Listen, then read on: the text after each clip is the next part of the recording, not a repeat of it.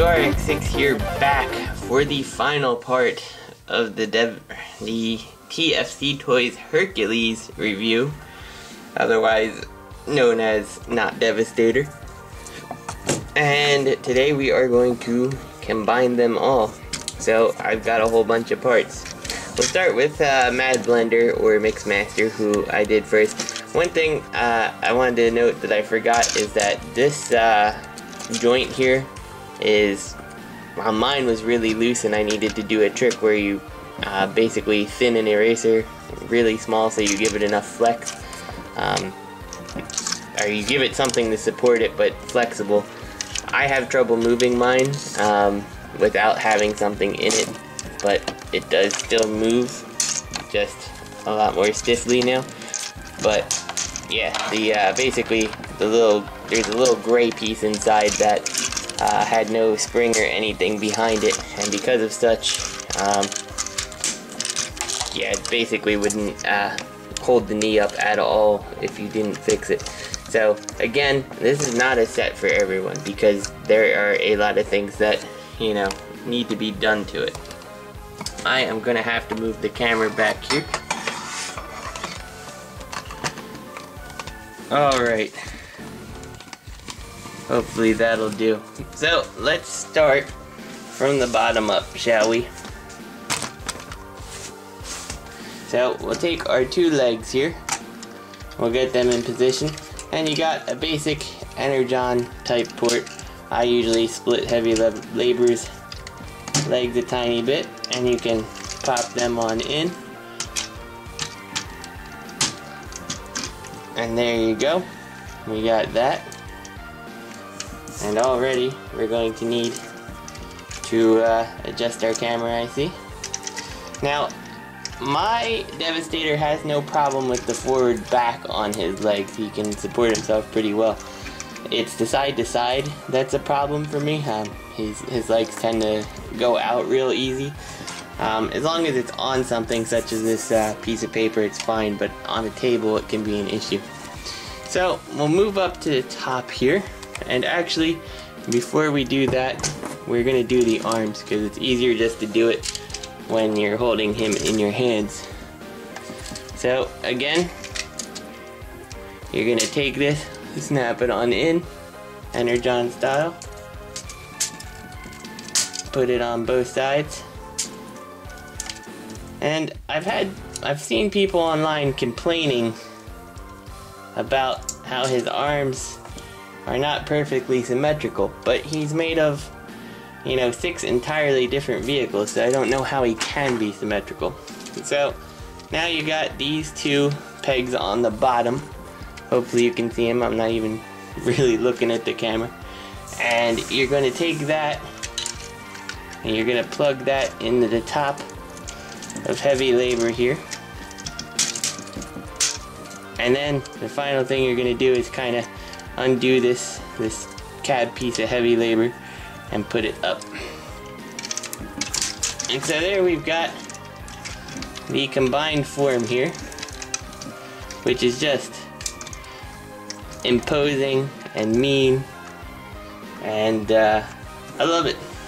We're gonna take the piece of Mixmaster's barrel here, and because we have the 4 on here, one is gonna go on this peg and one is gonna go on that peg.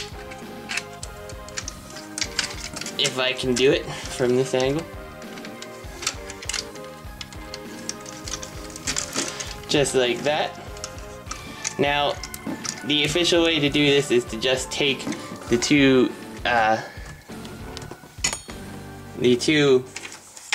chest pieces here and just plug them on the side. But if you want to get more of an extension out of them, you can use some of the guns from the combined purple gun if you want to extend out the chest piece. I personally don't care. I know it's a little bit nicer if it's a little bigger, but I kind of like just how it is, so it doesn't really interfere with his arm too much.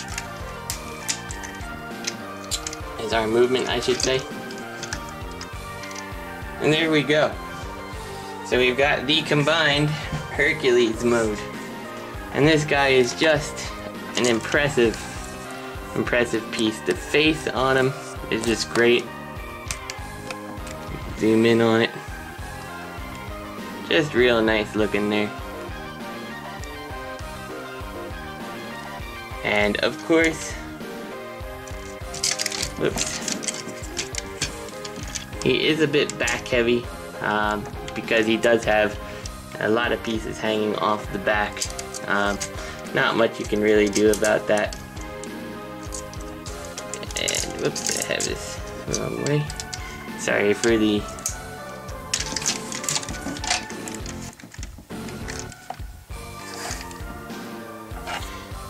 So, of course, we had the visor accessory, and if you're interested to see how that looks, you can take it and you can plug it in.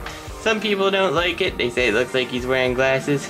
I like it. I mean, I've always got the idea that most of the Transformers with visors had some kind of optics underneath, so I don't mind that you can see them. Oops, I just disconnected the leg for Mixmaster.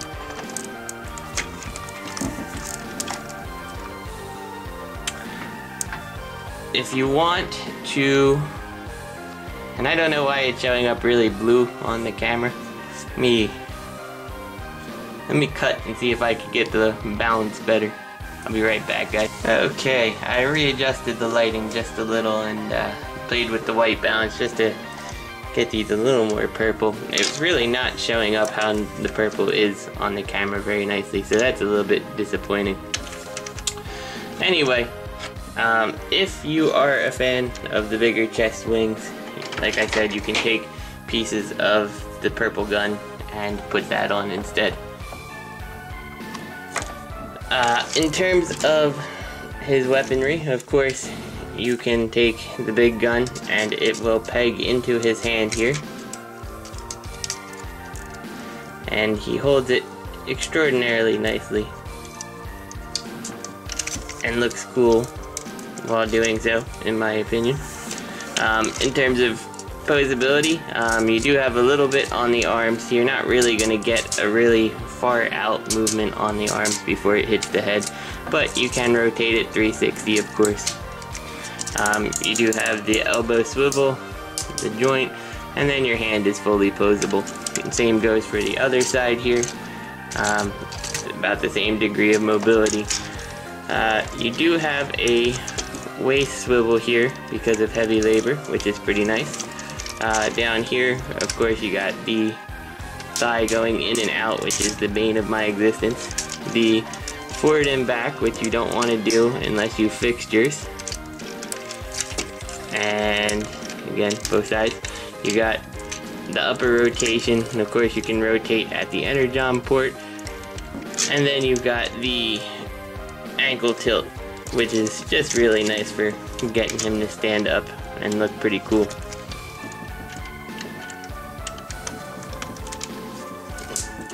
Now, sometimes I do like to take this off because I find it kind of gets in the way a little.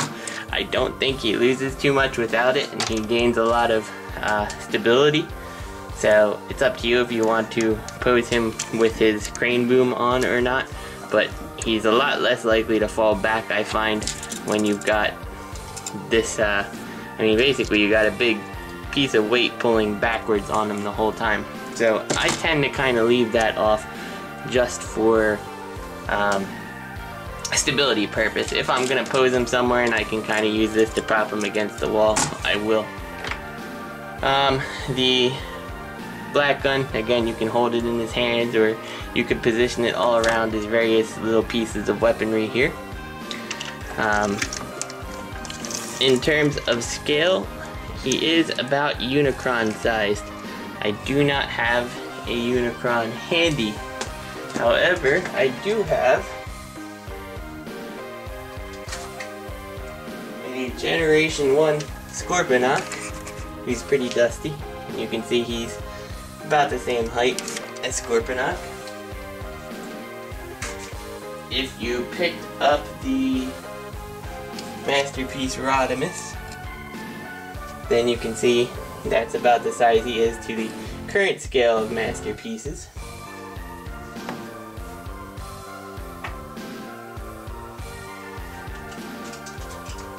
because we actually absolutely have to bring in the size comparison in this case, here he is next to a Generation 1 Devastator. You can just see just how small the G1 is comparatively. For more classics related stuff, we've got Optimus Prime, of course, and Starscream. So there's a really nice scale between these guys, and personally, it is a bit on the small scale. He is really small compared to Devastator, but I really like how this hybrid style Optimus Prime kind of stacks up against Devi, and it just kind of makes him just feel all that much more epic, even though in the TV show Devastator was not depicted as being that big. But it is kind of fun to have that option.